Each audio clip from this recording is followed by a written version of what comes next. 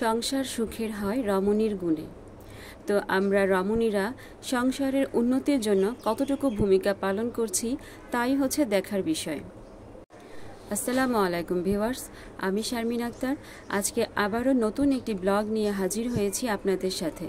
কেমন আছেন সবাই? আলহামদুলিল্লাহ, আমি ভালো আছি। একটি সংসারে যদি স্ত্রী বেহিসেবি হয় তাহলে ওই সংসারে কোনোদিনও উন্নতি করা সম্ভব হয় না। তো আজকে আপনাদের সাথে আমি শেয়ার করব আমি কিভাবে বুদ্ধি খাটিয়ে আমার সংসারে টাকা জমাই। আমি মাসের শুরুতেই আয় এবং বর্তমান ব্যয়গুলোর একটি তালিকা করে ফেলি। এরপর কোথায় সবচেয়ে বেশি ব্যয় কমানো সম্ভব তা নির্ধারণ করে ফেলি। অনেকেই দেখি সবজি বাজারে গেলে একটু বেলা করে যায়। আসলে বেলা করে যত বেলা হবে ততই কিন্তু দাম বাড়তে থাকে। তো আমরা কি করি, আমি সকালবেলায় সবজি বাজারে যাই। দেখা গেল যে সকালবেলা গেলে অনেকটাই সাশ্রয়ী হয়, সবজির দামও কম থাকে আর একদম সতেজ টাটকা সবজিগুলো পাওয়া যায়। আর বাজার শুক্র শনিবার করলে দেখা গেল যে অনেকটাই দাম রাখে বাজারে। তো আমি যেটা করি, বাজারে সোমবার মঙ্গলবার করি, শুক্র শনি বাদ দিয়ে। আমি কখনোই কার্ডের লেনদেন করি না, কেননা কার্ডের লেনদেন করলে কত টাকা খরচ হলো তা আমি নিজেও বুঝতে পারবো না। তাই কার্ডের লেনদেন না করে আমি নগদেই লেনদেন করি, মানে ক্যাশ লেনদেন যেটা বলে। তো সামনে তো ঈদ আসছে, রোজার ঈদ তো শেষ, আমাদের কেনাকাটা অনেক করা হয়েছে, যাই করেছি মাশাল্লাহ। আর কোরবানি ঈদেও কিছু না কিছু তো কিনতেই হবে। তো অনেকেই ব্র্যান্ডের জিনিস, মানে এই সময় কোন ব্র্যান্ড বা কোন জিনিসটা এখন নতুন আসছে ওইগুলোই কেনার জন্য আগ্রহী থাকে। কিন্তু এই ক্ষেত্রে আমি একদমই ভিন্ন। আমার গায়ে যেটা মানাবে, আমার কাছে যেটা ভালো লাগে আমি সেই জিনিসটাই কিনব। আমি ব্র্যান্ড বা ভাইরাল পোশাক নিতে একদমই অপছন্দ করি। তবে হ্যাঁ, আমি মানসম্মত জিনিস ব্যবহার করার চেষ্টা করি যাতে আমার কোনো ক্ষতি না হয়। ব্র্যান্ডেড বা ভাইরাল না হলেও ওটা যাতে মানসম্মত হয় সেদিকেই খেয়াল রাখি। আমাদের অনেক সময় ছেলে মেয়েদের পিছনে প্রায় প্রতিদিন 100 থেকে 200 টাকা খরচ হয়। 100-200 কমই বললাম, অনেকের অনেক টাকাই খরচ হয়। তো আমাদের কাছে মনে হয় যে এই টাকাটা আসলে খুব বেশি না, যেহেতু আমরা প্রতিদিন খরচ করি। আসলে মাস শেষে হিসেব করলে বোঝা যায় যে এই অ্যামাউন্টটা কত দাঁড়ায়। তো আমি এই জিনিসটা খেয়াল করি।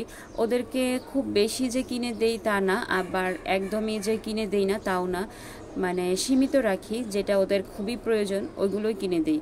আর রায়ানকে কিনে দেওয়া লাগে মাঝে মাঝে। তো দেখা গেল যে ফাতিহার বাবা ঠিকই তো আমার কাছে টাকা দেয় ছেলে মেয়ের জন্য প্রতিদিন খরচ করার জন্য।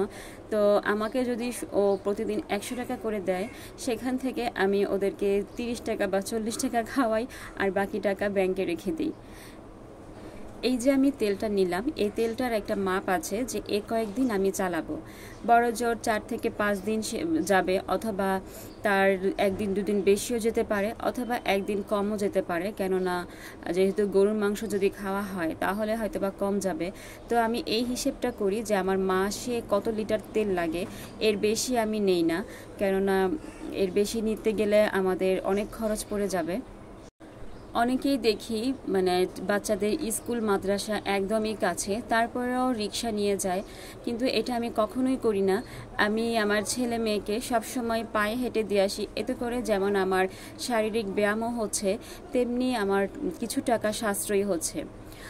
ফাতিহার বাবা মাঝে মাঝে টাকা দিয়ে যায়, মাঝে মাঝে বলতে প্রতিদিনই টাকা দেয় যে নিয়ে যাবা ওদেরকে রিক্সায় করে, এত গরম। তো আমি তা করি না, আমি পায়ে হেঁটেই যাই, ওইটাও জানে। তো ওই টাকা থেকেও আমি কিছু জমাতে পারি। অনেক সময় দেখা যায় কি, আমরা পুরানো যে জিনিসপত্রগুলো ওইগুলো একটু নষ্ট হলেই আমরা ফেলে দেই, তো বা নতুন কিনে ফেলি। তো ওইগুলো যদি একটু মানে নিজেরা মেরামত করা যায়, মুছে টুছে বা মেরামত করলে কিছুদিন ভালো টিকবে। আমার মনে হয় নতুন না কিনে কয়েকদিন চালানোটাই বেটার, এতে করেও অনেকটাই সাশ্রয়ী হয়। কেননা একটা জিনিস কিনতে গেলে আরও ডাবল দাম নেয়।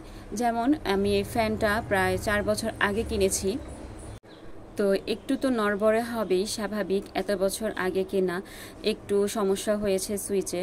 তা আমি এখানে মুছে ফেলেছি আর কস্টিপ লাগিয়ে দিয়েছি, এখন মাশাল্লাহ ভালোই চলতেছে।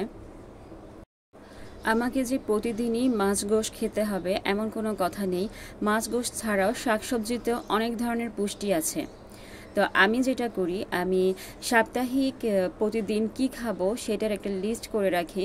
যেমন শনিবারে যদি আমি সবজি খাই, রবিবারে আমি মাছ খাবো, সোমবারে ডাউল বা তার সাথে কোনো আইটেম থাকে, শুক্রবার গোশ খেতে হবে, কেননা শুক্রবার যেহেতু আমাদের ঈদের দিনের মতো মুসলিমদের, তো ওই দিন না রান্না করলে আমার ছেলে মেয়ে একটু মন খারাপ করে। যেমন এই সপ্তাহেই আমি রান্না করিনি, মাছ রান্না করেছি। তো রায়ান বারবার বলতেছিল যে শুক্রবার কি কেউ মাছ খায়, শুক্রবার কি কেউ মাছ খায়, বারবার এই কথা বলতেছিল। তাই চেষ্টা করি যে শুক্রবারে একটু ভালো কিছু খাওয়ার। তো আমি কিভাবে সাশ্রয়ী করে চলি বা কিভাবে টাকা জমাই, এই কথাগুলো শুনতে শুনতে আপনারা হয়তো বা আমাকে লাইক দিতেই ভুলে গিয়েছেন। তো প্লিজ আমার ভিডিওতে একটি লাইক দিয়ে দিবেন এবং আমার ভিডিওর কোনো অংশ ভালো লেগে থাকলে আমার চ্যানেলটি সাবস্ক্রাইব করে দিবেন। আর অলরেডি যারা করে দিয়েছেন তাদেরকে অসংখ্য অসংখ্য ধন্যবাদ। আরেকটা যেটা হয় কি আমার ক্ষেত্রে, যে আমি মানে বছরে প্রায় 5 থেকে 6টি জামা ব্যবহার করি, মানে প্রতিদিন পরার জন্য 6 মাস 3টা ব্যবহার করি আর বাকি 6 মাস 3টা, এরকম হিসেব করে ব্যবহার করি। তো আমার এক একটা জামা প্রায় 1 থেকে 1.5 বছর মানে টিকে। আমি একটু কালারফুল দেখে ড্রেস কিনি আর একটু মানসম্মত দেখে কিনি, যাতে করে অনেক দিনই যায়, যাতে করে জামাটা নরম হয়ে যাবে, ছিঁড়ে যাবে কিন্তু কালার চেঞ্জ হবে না। আর আমি বিশেষ করে ভাটিকটাই কমফোর্ট ফিল করি, কেননা ভাটিকটা অনেকই আরামদায়ক। তো আমার যে ওড়নাটা দেখছেন, এই জামাটা আমি প্রায় 1.5 বছর পরেছি। 1.5 বছরের মধ্যে ইদানিং হয়েছে আমার জামাটা ছিঁড়ে গিয়েছে, কিন্তু ওড়নাটা এখনও পর্যন্ত কালারফুল রয়েছে। ফাতিহার বাবার যখন সকালে অফিস থাকে তখন আমি সকালের নাস্তা বা ভাত রান্না করে দিই। এতে করে ওর কাছ থেকে যে নাস্তার যে টাকাটা, দেখা গেল যে প্রতিদিন বাইরে নাস্তা করতে গেলে 100 টাকা তো মিনিমাম খরচ হবেই ওই গুলশান এলাকায়। তো ওই টাকাটা আমি রেখে দিই আর আমি ব্যাংকে জমাই। মাস শেষে ভালোই অ্যামাউন্ট হয়, প্রতিদিন যদি 100 করে জমানো হয়। আর সবচাইতে বড় কথা, আমি ঋণমুক্ত থাকি, কেননা পরমুখাপেক্ষী আমার একদমই ভালো লাগে না। আমি কারো কাছ থেকে চেয়ে বা আমি একবেলা না খেয়ে থাকবো, তাও আমি কারো কাছ থেকে ঋণ করব না, এটা আমার মোটেও পছন্দ না। তো অবশ্যই ঋণমুক্ত থাকতে হবে। আর পরিবারের প্রতিটা মানুষকেই সঞ্চয়ী হতে হবে। ছেলে মেয়েকে এখনই শিখাতে হবে কিভাবে সঞ্চয়ী হতে হয়। প্রয়োজনে ওদেরকে ছোট ছোট যে ব্যাগগুলো প্লাস্টিকের পাওয়া যায় ওইগুলো কিনে দিতে হবে। তো আমি কিভাবে সঞ্চয় করে রাখি তা আজকে আপনাদের সাথে শেয়ার করলাম। আশা করি আমার ভিডিওটি ভালো লাগলে আমার সাথেই থাকবেন পরবর্তী ভিডিও দেখার জন্য। আল্লাহ হাফেজ, আসসালামু আলাইকুম।